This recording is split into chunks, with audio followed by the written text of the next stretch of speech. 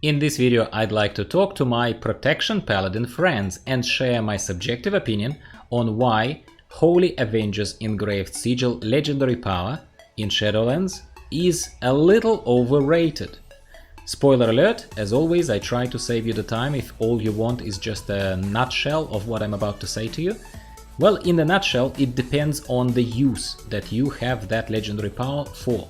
If you're a PvPer Protection Paladin, or if all you do is Torghast and you rely on your DPS and your ability to interrupt the mobs in Torghast, then this power will be okay, it will be even up there probably. But if you are true to what your spec is intended to be, a tank, then this power is overrated and I have stuff to show you that will prove that. Stick around if you'd like to know more.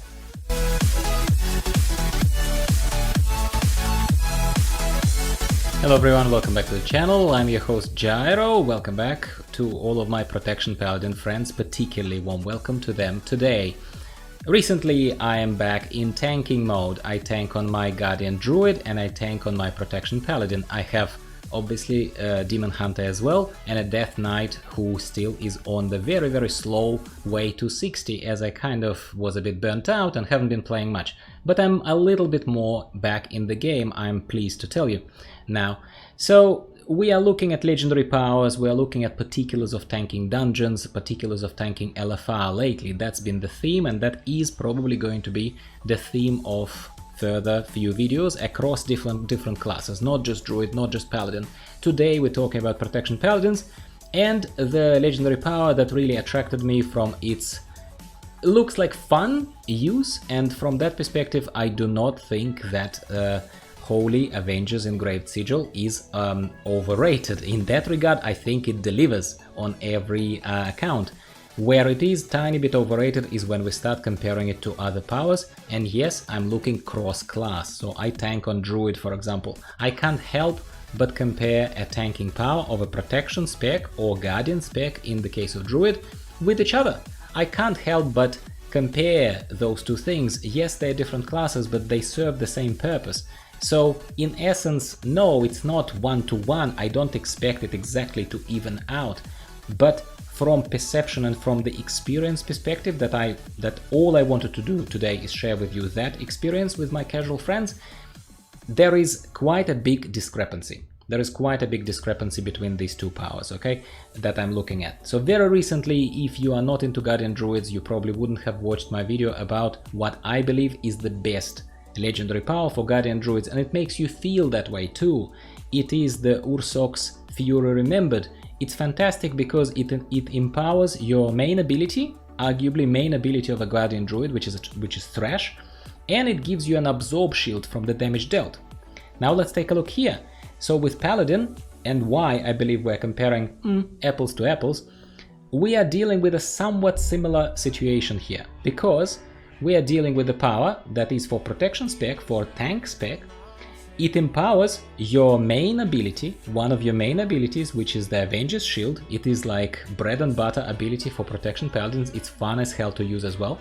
It empowers it because you can use it a lot more. You can, roughly every third cast, it gives you a free cast. Avenger's Shield has 35% chance to reduce its cooldown and go again. And in reality, when you observe the footage in the background, when you see Torghast footage, when you see LFR footage where I mostly fulfill my main kind of use cases of me playing a Protection spec, it's either tanking or it's soloing, right? You see that it fires off very often. Boom, boom, boom, boom, boom, boom, it goes and goes. It's fun. With the certain talent setup, and that's where we extend into talents, and I didn't have with the power of Guardian Druid, I did not have to do that, but in this case I do. So with this power that allows me to use Avenger's Shield more frequently, which is great, we're also using First Avenger. First Avenger, it allows me to hit additional targets, and it grants Absorb Shield for 100% of all damage it deals. So I hit more often, and I have an Absorb Shield. Ursoc's Fury Remembered, which is a Guardian Druid legendary power that I'm kind of loosely comparing here too, does sort of the same thing.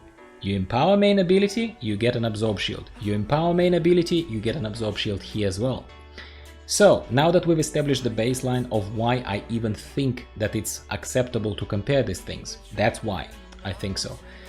Take a look at the fight with Shriekwing happening in the background over there. That's on my Pally. Now, if you have not watched the Guardian Druid video of a similar fight where I was just describing how this fight goes and teaching people how to tank it, by the way, in case you're interested, take a look at that. Take a brief look at the cut-in of that fight, and this is the cut-in of the fight moment during the heavy damage that's happening, heavy damage. No, we're not pedantically looking at numbers, but I again share with you openly the footage here of both Pally and the Druid. Take a look at the zoomed in health of mine and how generally it behaves. Both characters are geared roughly evenly. Yes, Guardian Druid is a few item level points ahead, very few, yeah, compared to the Paladin. However, both have one legendary item, both have legendary powers that allegedly are boosting tanking ability. But I can tell you completely honestly, my friend, that if you're looking at boosting your tanking ability or even looking for a solid tank, let's even leave the current situation and simply speculate that you are looking for a solid tank as a casual player. Well, I can tell you right now, as a person who loves Protection Paladins, I don't even have any particularly hidden agenda here, I love Protection Paladins. And I can tell you that I felt uncomfortable. I felt really uncomfortable and not very protected with this tanking legendary power. That is the reason why I personally call it overrated. I think even with first Avenger talent, it is not doing anything particularly good for me. In this particular case, helping me stay alive and helping me basically to be around as a tank, because that's your main job, right? Your main job is to be around so that your friends can survive, so that they can survive, that's it. I noticed myself with this power, I noticed hitting the extra cooldowns, Lay on Hands, Argent Avenger, or whatever it's called, not Argent Avenger, what's it called? Sorry, Guardian of the Ancient Kings, of course. Guardian of the Ancient Kings, as well as Ardent Defender, sorry about that. Far too often, more often than I'd like to, far too often. On Guardian Druid, I did use cooldowns, yes. I did use Buckskin, yes. But at the same time, spikes of the damage have not been like this. They have never been like this, they haven't felt like this. There were a bit of spikes. It's a boss fight. Come on. And yes, okay, you could say to me, Gyro, but you have been in 2 different raids, haven't you? So maybe your healers have been a lot more on the ball in this one and less on the ball with the Pally. Possibly, but I still think that there is some trend here. There is still something that I can see, that even though I have a special talent dedicated to creating an absorb shield that should synergize very nicely together with this legendary power, I have not been particularly satisfied. I have not felt particularly safe. Now, that's my main topic, that's my main point to you. So if you're looking for a purely solidifying yourself as a tank experience, my kind of early, fairly limited, I suppose, amount of time that I spent on a Protection Paladin specifically testing this, Torghast is better. Torghast is better because a solo experience and where you need to interrupt the mobs, that shield obviously does a lot more. You do more damage, you interrupt more often, your overall experience is smoother, it's overall not too bad. So in that context, great. PvP, as I mentioned in the introduction, if you PvP, you will be interrupting like crazy and you'll be hitting a lot more targets and a lot more frequently. What's bad about that? That's fine. What I'm looking at is primary purpose of your spec. It's protection spec or it's Guardian Druid spec, your tanks. These characters are tanks. For that purpose, I found this legendary power somewhat underwhelming. Now let's take a very quick look, kind of before I duck out and before I leave you to leave your comments here below and talk to me a little bit about what you think, what your findings are. I always welcome your opinions and your feedback. As you can see, I have not spent enough time unlocking every single imaginable power because I play alts and because I go for one, I make a choice and I get one legendary power and I try to explore it. I get a couple. On Druid I have a lot more than this. But here even looking at the not unlocked ones. So Holy Avenger's Engraved Sigil is great for a specific purpose, overrated for tanking. What else is accessible and what every single imaginable protection paladin seems to be going for? Well, they seem to be fighting through Halls of Atonement and fighting with the second last boss, who drops Avenger's Shield increases damage of your next Shield of Righteous for each target hit by Avenger's Shield, stacking up to 5 times, and increases radius by 6 yards. Slightly less straightforward use. However, once again, it is a damage boosting ability. To me, once again, this promises nothing that would increase me in terms of this bastion of light that will be standing there and banging, you know? I do not see this being a particularly tanky power, even though it's here for protection spec, as you can see.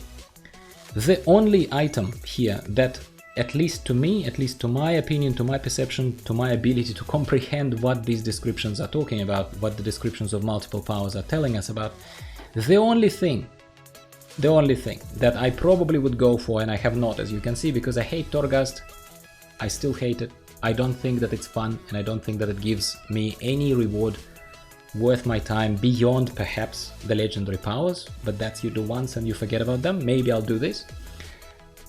Reign of the Endless Kings looks like a fairly tanky power. In fact, the only tanky power in this whole selection that they offered us, which is disappointing.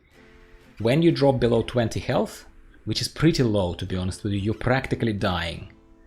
I would have felt a lot better if this was below 35% health, and that's already panic stations, yes?